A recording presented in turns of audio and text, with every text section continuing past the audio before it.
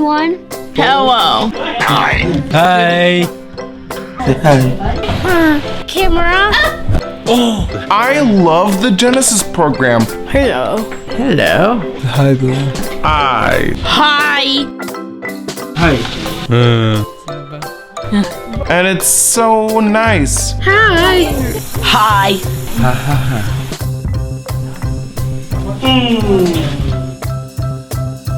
Hello, everybody.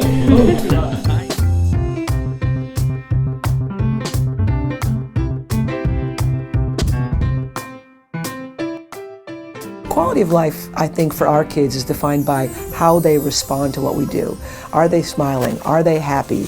Are they seeking out whatever it is that we're giving them opportunities to do? Quality of life for individuals with autism and their family really should be the #1 priority. I started at Eden 2 33 years ago as a speech therapist, and the kids that I worked with back then are now in their 30s and 40s. So I can't look at a child with autism anymore without seeing an adult with autism. And it's really important that we know where we're going. And where we're going is about quality of life. All right. So we really have to know what makes this child have a happy day, have a happy moment. One child may want really just to be able to interact with one other person at a time, never want to be in a larger group. We have other kids that can't stop talking. They just want to talk to people. I've learned a lot through the Genesis program. We say to ourselves, all right, what can we find out about this young man that we know he loves? And then how do we make sure that he can access that? And hopefully we put them on that path.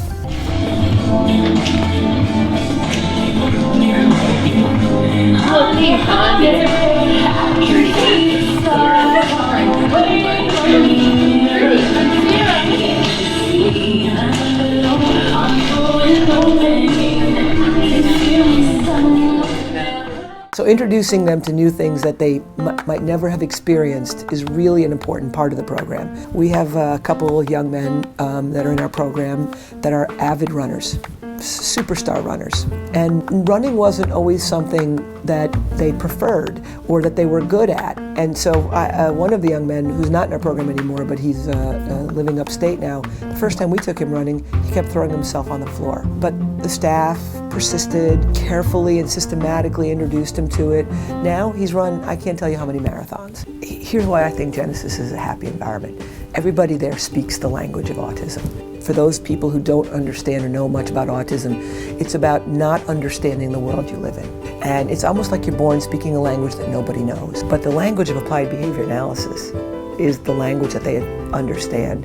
And it's the only model that we know that works for these kids. I think that we have an unbelievably wonderful staff at Genesis. Hi. That gets it.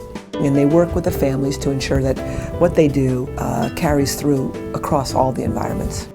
It's a challenge, really, when you think about it, because we're asking them to use this very rigid scientific approach when they sit with the kids, and yet we want them to do it with this absolutely beautiful artistry, this emotional piece. But the truth of the matter is that when you do it well, which they do at Genesis, the kids are really happy because we define the world for them. Genesis is the perfect combination of science and love. In fact, in our tagline of our name, it says service, science, passion.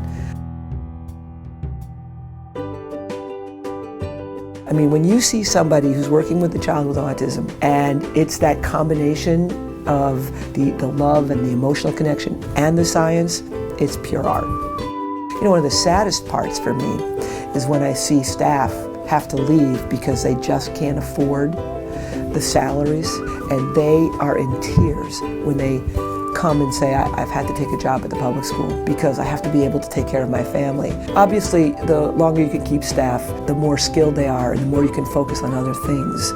Every time we lose a staff person and we have to replace that person, we have to start all over again and spend a lot of time training. You know, it's so critical that we keep plugging along, raising the dollars we need to be able to make sure that we don't lose staff, that our kids get to continue to grow with the people that love them so much. You know, we've got a lot of places to go. We've got kids aging out of our school program that are going to need supports in the adult world. We've got families waiting for us to develop residential opportunities. We can't afford to keep losing staff. It makes it that much more difficult for us to do the things we need to do for the autism community. Remember, 1 in 68 kids are being diagnosed. We've got a great large population right now we need to serve, but we've got so many coming behind that are going to be wanting services. It's so vital that we are able to continue to grow and expand and meet the needs of the kids that we have today, but also grow and expand to meet the needs of the kids that are coming tomorrow.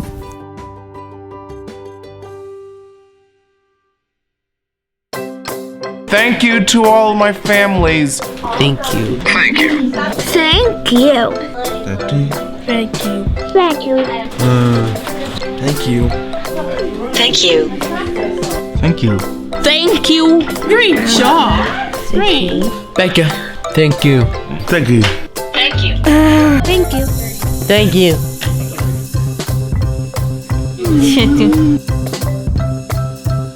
Thank you. Thank you.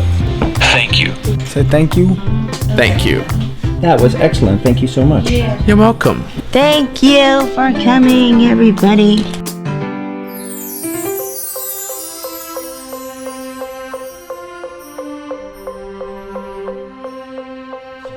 Okay, everyone. Now it's time to have fun and get up and dance.